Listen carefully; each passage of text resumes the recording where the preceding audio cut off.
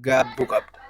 Tokko lammata waan irra turte sanarraa ka'uu qabda. Amma kaatee jirta achi bakka kufrii sanarraa jecha amma ustaazni shahadaa si qabsiisaniin bakka sanarraa kaatee jirta. Inni sharxiin lammaffaa kanadha. Inni sadaffaan immoo garaa murachuudha. Yoomillee bakka akkasiitti hin deebi'u jettee dogoggorri akkasii lammatanarraa hin argamu jettee garaa murachuutu sirraa eegama. Sharxii kanaan ati gara rabbii keetiitti deebitee jennaan cubbuun ati kanaan dura hojjette guutuun isaa siif dhiifama. Yoo maal ta'e duwwaa sirratti hafaa haqa namaa yoo si bira jiraate kan namaa sana kennuu deebisuu fi haqa abbaa sanaaf deebisuu duwwaadha malee waan sii fi rabbii gidduu jiru rabbiin subhaanahu wa ta'aalaa jecha ammaa kanaan siif dhiisa gootummaatti. Garuu ati maal ta'uu qabdaa? Sirra argamuu qaba. Bakka sanaa kaatee amma shahadaa ammaatiin kaate bakka sanatti kanaan dura argamuu keetiif gaabbuu qabda. Baguma dhaqee ilaali yoo homaa rakkoo hin qabu. Hunduma dhaqee ilaaluun xuruudha. Wanta jedhamu akkasii tokko tokko jira. Wanta kan ta'u maaf narraa ta'etti gaabbuun inni sadaffaa fi inni xumuraa immoo bakka kanatti rabbiin lammata nan argamsiisiin jettee ofii keettis garaa murattee rabbii keellee kadhachuudha. Kanaan yoo itti toobattee gara isaa deebite cubbuu kee hunda rabbi sii dhiisee hinumaayyuu رب القرآن كيستي مال جدا قل يا عبادي الذين أسرفوا على أنفسهم لا تقنطوا من رحمة الله قربوتنكو وري تبودا لقودا لبو كيسن رتي دانكا دبرتن رحمتكو راقراهم مرتينا رحمنكو بلادا إن الله يغفر الذنوب جميعا ربي تبوهن ديو ni hararama. Allahin cubbuu inni namaan dhiisne hin jiru. Atummaan gara isaa deebi'uudha malee cubbuu inni siin dhiisne hin jiru Rabbiin subhaanahu wa ta'aalaa. Kanaaf ati wanti sirraa eegamu barnoota barachuu, yeroo kee islaamummaadhaaf kennuu, teessee islaamummaan maali jettee barachuu, quraana qaraan yoo ta'e quraana qara'uu, quraana qaraateetta kanaan dura ewa barnoota islaamummaa jalqabarraa seeraan taasisee yeroo kee itti kennitee qara'uutu sirraa barbaachisaa. Rabbi jireenya kee fuulduraa islaamummaadhaan sii bareechee akhiraallee akkuma kana rabbi siif bareechuun siin jedha. Inshaallah jabaadhu akka namni sin gowwoomsine akka wallaalaan dooriyyeen kana deemtuun tokko dhufee sin dogoggorsine amantaa qajeelaa fi warqee kana baattee akka nama wanti kana si ga'e yookaan dogoggora tokko keessatti wanti si kuffisu yeroo hunda beekumsa dhabuudha. Beekumsi rabbiin birattis beekumsa dhabuun nama birattis bakka hin taane nama dhaaba. Isa kana irratti hin jabaadhu siin jedha. Barnoota yeroo kee kenniifi barnoota baradhu jedha. Dhaamsan sii qabu kanuma inshaallah. Jazakallah khair. Rabbi jasaka sana kan baradha. Rabbi sakana gargaaruun abdii samii. حياكم الله وإياكم. يا سلام يا سلام يا سلام. والكيس أنا جلا قلتني. أنت مسلمك ها؟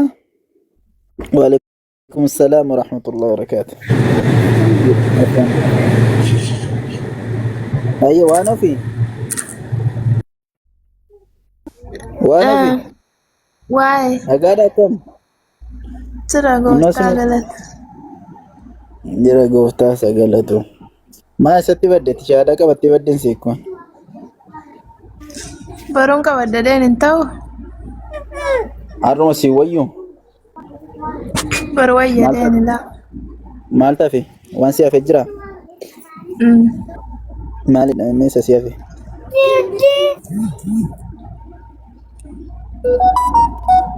Si hafe waan ofii.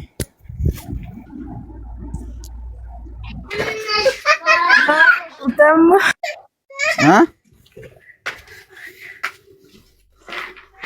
Haasayika. Maaltu hafee wanta akka shahadaan qabanne wanti si daangeessaa jiru maalidha? Gaaffiin qaba. Ayyee.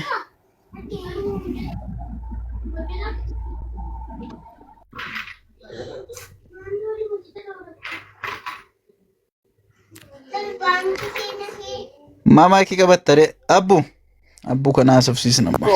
Nagaa. Nagaadhaa jirta? Jirra galata waaqa akkam jirtu? Gaaffii nama jedhatti gaaffiin qabattee yoo mintiidhaan gaaffii nama jedhatti. Maal? Nagaadhaa miti jirta? Eh? Jirta teessatti baddi? Maalan badaa sinumatu ofirraa na areema. Nagalchuu diddaan guyyaa meeqa sin kadhadheen dadhabe. Yeroo tokko naamusa dhabda akka ijoollee taate kanaafidha. Lakki ana wanti hin jirre dubbadhee beeka ammaan. Amma fakkeenyaaf gaafa kana balleessite naan jedhi gaaf tokko gana jettee naan jedhe wanta hin jirre dubbadhee beeka ammaan. Hayyee inni rakkoon qabu ammayyuu Yesuus Waaqayyoodha jettaati. Amma isa fotoon taane amma shaadaan qabadha jedheen. Shaadaa qabachuu kee irraa ajaan qabnu ati dhiisisa. Okkoo gaaffii wayii qaba gaaffii qoonaa deebi'e. Gaaffii gaafadhu waan barbaadde gaafachuu hin dandeessa garuu waa'ee shaadaa maaloo wanta akkasii dhiisi. Shaadaa ofiif qabatta malee dirqama shaadaa si qabsiisuu hin qabnu. Si galee? Dirqama shaadaa si qabsiisuu qabnaa maalii miti. Nuti asirratti maalidhaa waa si hubachiisuu waa si ittiin jechuudha malee yoo akkas ta'e shaadaan qabadhaa yoo maal ta'e waa'ee shaadaa leenyaan ittiin adallama gahee keenya miti shaadaa nama qabsiisuu fi dhiisuuni abbaa rabbii ofiisaatii fedhedha. Nuti wanti sirnurra jiru si hubachiisuu qofa sitti himuu qofadha. Yoo gaaffii qabaatte gaaffiin qabaa jedhe yeroo hunda an akkasiidha shaadaan qabadha jedhee tan dhufe anullee akkasiidha shaasaa taaksii akkasii dhiisaa taaksii akkasii dhiisaa gaafadhe naa deebisi gaaffii kee gaafattaati rakkoon qabu Yesuus ammayyuu Waaqayyoodha jettaa Waaqayyoodha hayyee koyi kana rifatiini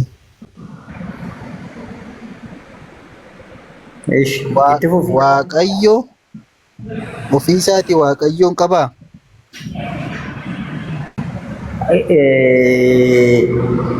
Awuudhala ilaali maalti fakkaate nama waan macaafa qulqulluu laana si taasisuu hin danda'u. Hiikee herreega isaa akkas jechuun akkasii jedhe sitti macaafni qulqulluu waan jedhu qofan sitti himan. Kanaan irra darbee haasa'uu hin danda'u. Haa ta'u malee Waaqayyo ofiisaatii Waaqayyo qabaa jettee gaaffii akkasii na gaafattu akkamitti ani macaafa qulqulluu waan hin jirre si deebisuu hin danda'u. Ani waan si deebisuu danda'u isa barreeffame. Gaafadhe konseptii macaafaatiin na deebisee deebisa. Ani gaaffii si gaafadhe. Ati immoo gaaffii ani si gaafadhe gana konseptii macaafaatiin na deebista. Yaada macaafni jedhuun yoo Waaqayyo qaba jedhee yaadni akkasii macaafa keessa jiraate yoo hin qabu jette lakki hin qabu jettee yeroo ragaa si gaafadhu immoo iddoo konsepticha irraa fudhatte sana dhattee ragaa sana naa dubbista yoo naa dubbisedhee kana sirraa barbaade. Galee? Annaa gara deemsi ati deemtee jirtu naa gali kanumaafan ilaa nama fakkeenyaaf ani otoo luqqisii tokko kan tiksii tokko si laadhee teeksii sanarra dhaabadhee nama yeroo baay'ee Yohaannis boqonnaa tokko irratti irra deddeebine ji'a kana guutu kanuma wal falmaa baane. Ati waa'ee wal falmaa wajjin wal falmaa baane ammas deebisee na gaafatte si galeera. Guyyaa tokko garuu waa'ee lamaa na gaafate. Obboleessoo. Kun gaaffii xiqqoo gaaffii salphoo gaaffii daa'imni deebisuu danda'udha. Waaqayyoon qaba moo hin qabu? Amma laalaan waa'ee gooftaa Yesuus Kiristoos ifaan ibsaan dhaggeeffadhu ati na gaafachuu barbaade waa'ee gooftaa Yesuus Kiristoos ibsa waa'ee isaa si gaafanne luqqisii si kennaan ofii kooti waan asiin jedhu qabuun jedhe luqqisii macaafa qulqulluu keessa Yohaannis boqonnaa tokko dubbisi dhaqee ibsa si laachuu hin danda'an. Maali jechuun ol baay'ee erga waamu Waaqayyo kee ibsuu hin dandeenye ati eegga uumaa keetti illee yoofte uumaan kiyya Waaqayyo ani waaqessu Waaqayyo akkasiiti jettee ibsu erga hin dandeenye amantaa bakka buutee ta'u ofuma keeyyoo akka nama amantaa qabu tokkootti akkamittiin dhufte. Oh my God, brother akkas jechuu komiti be akkamitti hubatta? Bitaa hubatta siif ibsuu hin danda'u kan isin jedhe be wanta macaafa qulqulluu hin danda'uun sin jedhe ani duras jalqaba si kaasee alaala gaafa qulqulluurra jirutti Waaqayyo qaba moo hin qabu? Abudalla gara barbaadde dubbadin gara ofii jecha nan sitti dubbadhu gara ofii keetii barbaaddetti jallistee nan hubate akkan sitti metti na hubadhu an dubbachaa jiru waan addaa ati eegee hubachuu. Adara abbu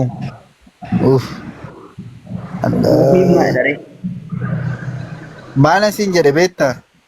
Waaqayyo Akka Waaqayyo qabaa jette. akka Ani macaafa gaaffii kee gaafadha. qulqulluu ati itti Ani immoo amantu macaafa kanatti qulqulluutti gaaffii ati na gaafachuu barbaadde adeemsi kee gara Gooftaa Yesuus Kiristoositti waan ta'eef Gooftaa Yesuus Kiristoos akkamitti Waaqa akka turee fi akkamitti akka nama